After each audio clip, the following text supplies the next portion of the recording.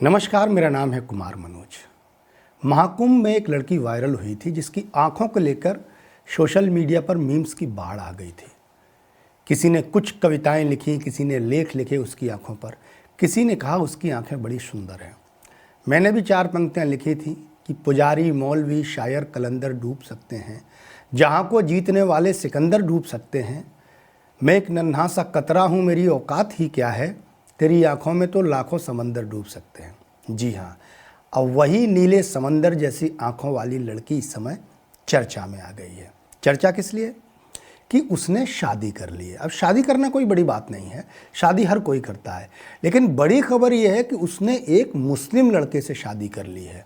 और इस खबर को लेकर इकोनॉमिक टाइम्स और India times, India today times, बड़े बड़े अखबारों ने, इंडिया टीवी से लेकर तमाम सारे न्यूज़ चैनलों ने इस पर कवरेज करना शुरू कर दिया है। तो मेरी जो नज़र थी वो एक लेख पर पड़ी। लेख किसका था?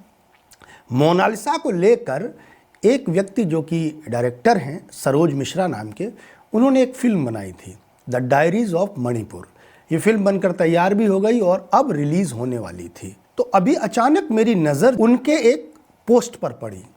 अब उन्होंने क्या लिखा है ये मैं आपको पढ़कर सुना देता हूँ, उसके बाद आपसे अगली बातों पर चर्चा होगी।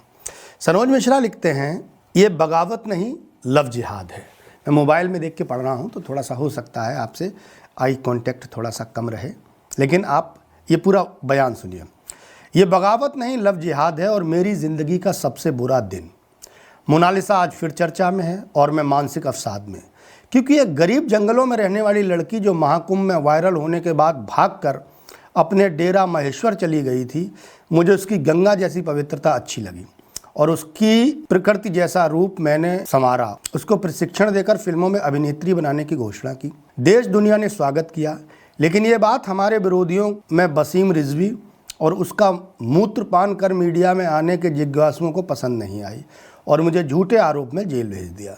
उद्देश्य यही था कि माननीय योगी आदित्यनाथ जी के महाआयोजन महाकुंभ को असफल करना। मैंने जेल में रहकर फिल्म की कहानी को लिखा और जो मूत पुत्र कह रहे थे कि सनोज कभी फिल्म नहीं बना पाएगा, फिल्म पूरी कर उनके मुंह पर मैंने इतनी, अब हालांकि ये शब्द थोड़े से कैमरे पर पढ़ने लायक नहीं है, लेकिन उन्होंने जैसा लिखा है मैं एज इट इज़ पढ़ रहा हूँ।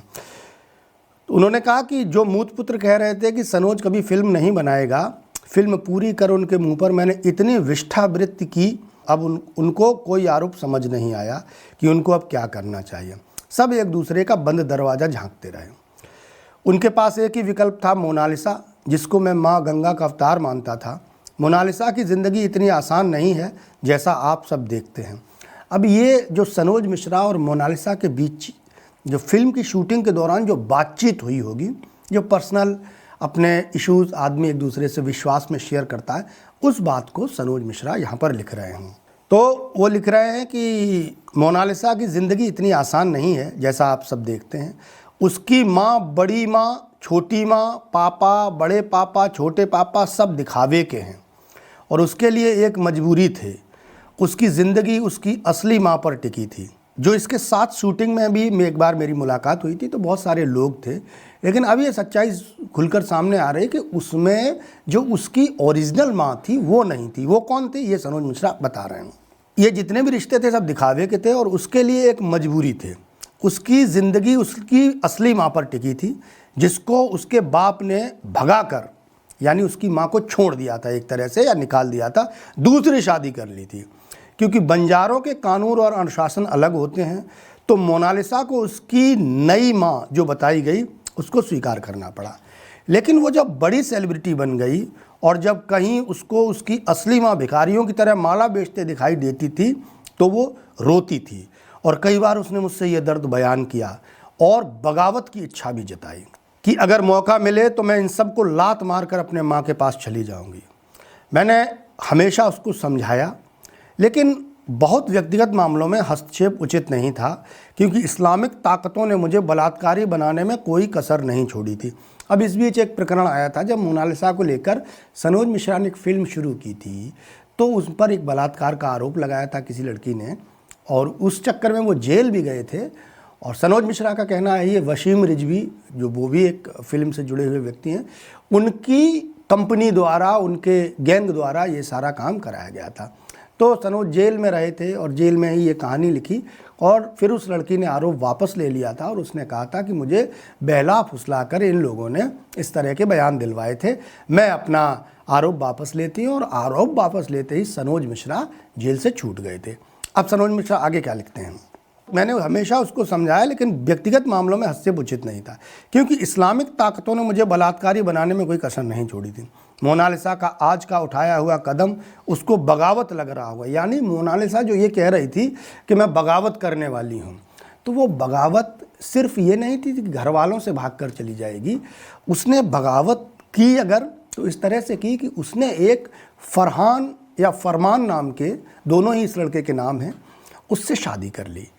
और ये बात सनोज मिश्रा को लव जिहाद लग रही है और मोनालिसा के जो बड़े पापा, मम्मी पापा और वो तमाम सारे जो परिवार वाले हैं, उन लोगों को ये बात बहुत ख़राब लग रही है कि उन्होंने हिंदू होकर उनकी लड़की ने मुस्लिम से शादी करी। इसका दूसरा पक्ष ये भी हो सकता है कि भाई मोनालिसा ही उनके परिवार में अब एक ऐसा ज़रिया थी जिससे उनके पूरे परिवार को एक बढ़िया फेम भी मिल रही थी और आय का भी बड़ा बढ़िया ज़रिया मिल रहा था। बढ़िया 5 स्टार होटलों में रुकना, बड़े बड़े VIPs लोगों से मिलना, फिल्मी हस्तियों से मिलना, ये सब मोनालिसा के कारण उनके परिवार के लोगों के लिए बड़ा सुलभ हो गया था और इसका लाभ वो आजीवन उठाना चाहते थे, जो कि मोनालिसा के शादी करते ही ये सपना टूट गया है। तो इसलिए घर वाले गुस्से में, और भी गुस्से के कई कारण हो सकते हैं।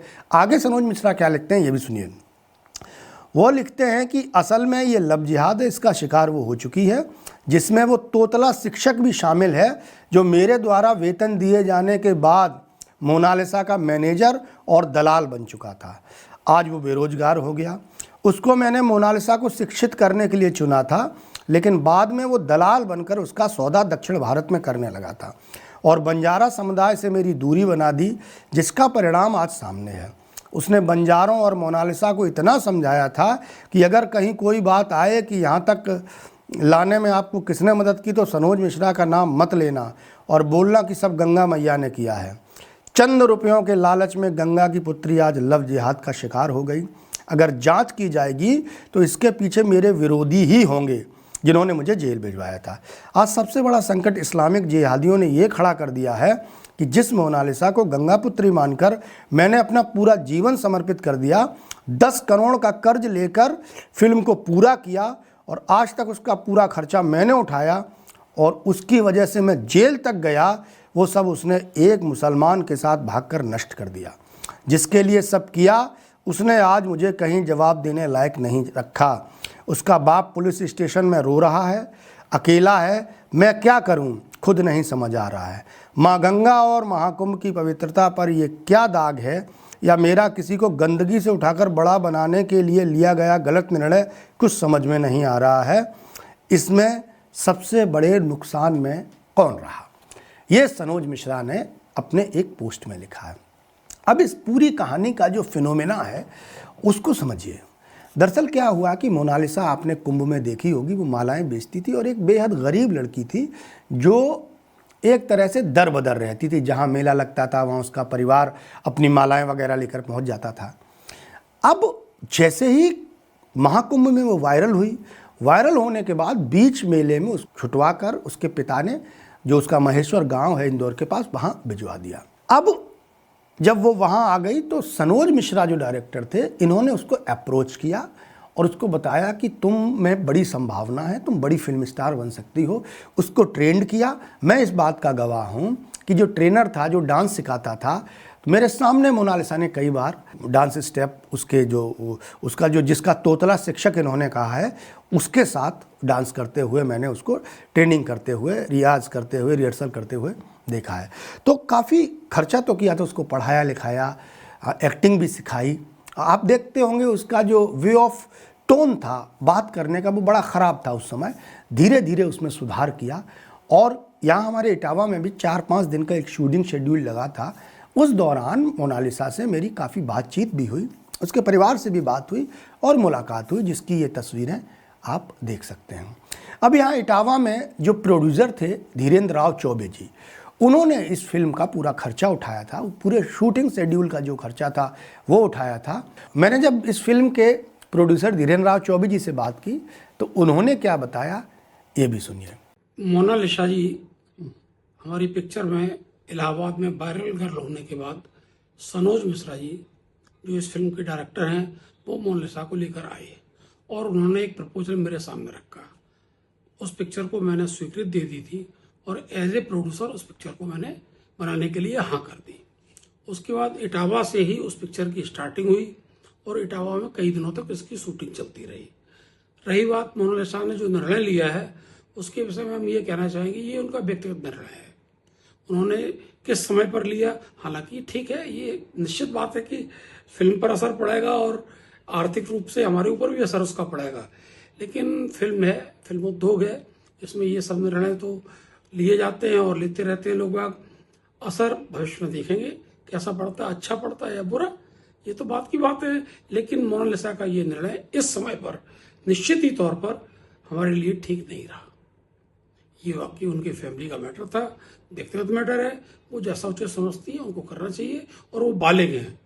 कोर्ट ने और पुलिस ने उसको निर्णय दिया है कि वो बालिग है, उसकी जांच भी हो चुकी है, अब वो स्वतंत्र है, कुछ भी कर सकती है, हमारे इससे कोई लेना देना नहीं है। अब हुआ ये कि फेसबुक पर कहीं उस लड़की की मुलाकात फरमान नाम के इस शख्स से हुई। फरमान के बारे में बहुत जानकारी नहीं है, जानकारी सिर्फ इतनी है कि वो मूल रूप से उत्तर प्रदेश से ताल्लुक़ रखते हैं, महाराष्ट्र में रहता है वो लड़का, और मॉडलिंग और छोटी मोटी जो गाने हैं या बहुत छोटे मोटे जो यूट्यूब वगैरह प्रोजेक्ट्स होते हैं उनको करता है। कोई बड़ी पहचान उसकी नहीं है। लेकिन मोनालिसा जो कि भीतर से टूटी हुई थी, जैसे कि सनोज मिश्रा ने अपने वक्तव्य में बताया है, तो उसकी जो असली माँ थी वो आज भी गरीब थी और मेले में मालाएं बेचती थी। बाकी लोग जो थे, जो उसके ओरिजिनल माँ बाप नहीं थे, जो उसके पिता ने कोई दूसरी औरत थी उसके साथ जो शादी कर ली थी, वो सब लोग बड़ा मौज मार रहे थे। ये बात मोनालिसा को बड़ी तकलीफ देती थी और इसी वजह से वो बगावत करना चाहती थी। तो इससे फरमान से जब इनकी मुलाकात हुई तो मुलाकात धीरे धीरे प्रेम में बदल गई, और जब प्रेम में बदली तो मोनालिसा की ये भी एक होशियारी कही जाएगी कि पूरी जो शूटिंग क्रू टीम थी, पूरी फिल्म भी कर ली और उसने किसी को कानों कान खबर नहीं लग दी कि वो किसी एक अन्य लड़के के साथ रिलेशन में है।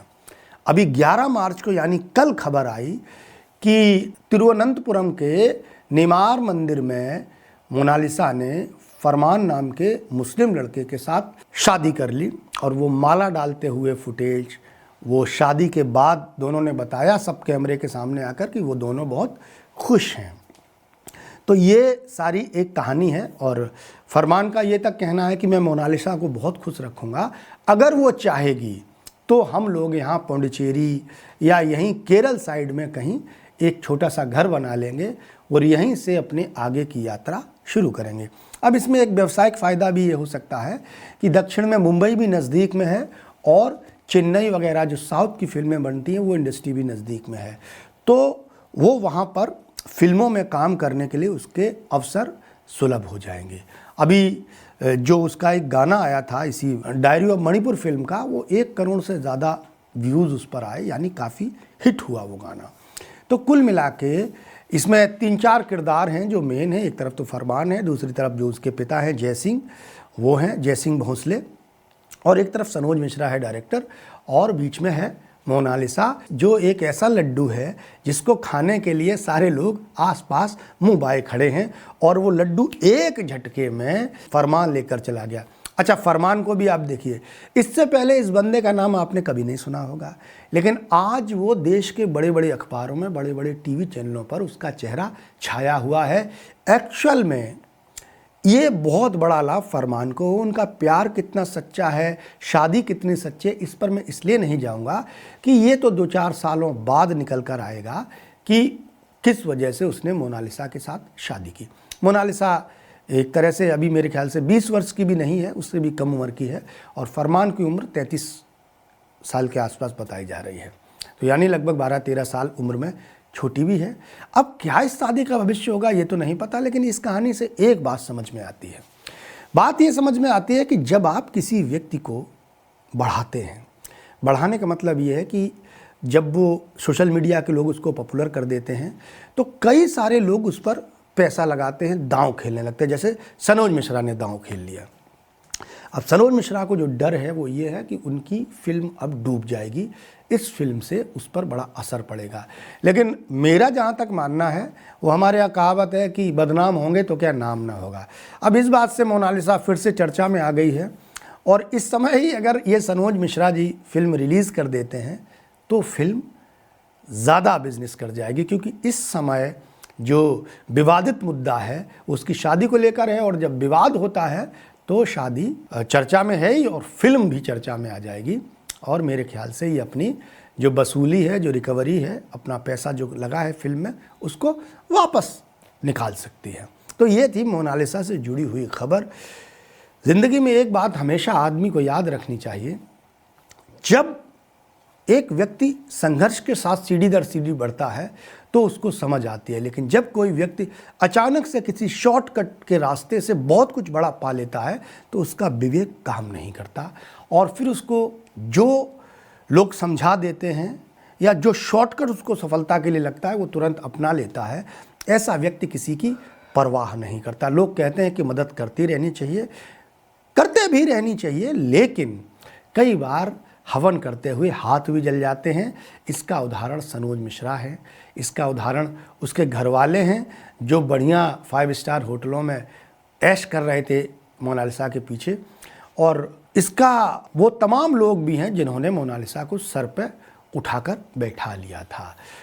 तो ये थी आज की एक खबर जो सारे तरफ मीडिया चैनलों में छाई हुई है।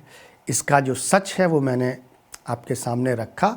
मैं उसके उस परिवार से भी मिला हुआ हूँ जिस परिवार का जिक्र सनोज मिश्रा ने किया है। ये कुछ फ़ोटोज़ हैं, इस फ़ोटोज़ में देखकर आप अंदाज़ा लगा सकते हैं। मैं उस गुरु से भी मिला हूँ जिस गुरु को लेकर इन्होंने तोतला गुरु कहा है, और मैं व्यक्तिगत मोनालिसा से भी मेरी काफ़ी देर तक बातचीत हुई थी।